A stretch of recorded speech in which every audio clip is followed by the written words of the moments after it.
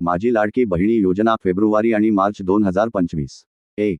फेब्रुवारीचा 8वा हप्ता. लाडकी बहिणी योजनेचा फेब्रुवारी महिन्याचा हप्ता 24 फेब्रुवारी 2025 पासून पात्र महिलांच्या बँक खात्यात जमा होणार आहे.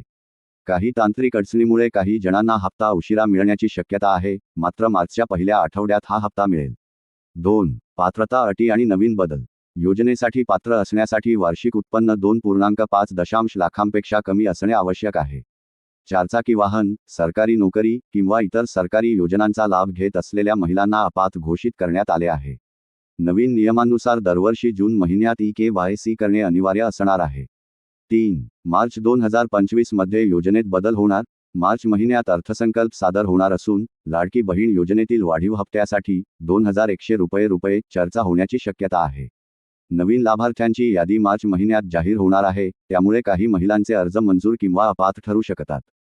4. अर्ज आणि मुदतवाढ. योजनेसाठी अर्ज करण्याची अंतिम मुदत 31 ऑगस्ट 2024 पर्यंत वाढवण्यात आली आहे. तुम्ही या योजनेसाठी पात्र आहात का, याची खात्री करण्यासाठी तुमच्या बँक खात्यात पैसे जमा झाले आहेत का, याची तपासणी करा. तसेच, जर तुम्ही अद्याप अर्ज केला नसेल, तर अर्जासाठी अद्याप काही महिने शिल्लक आहेत.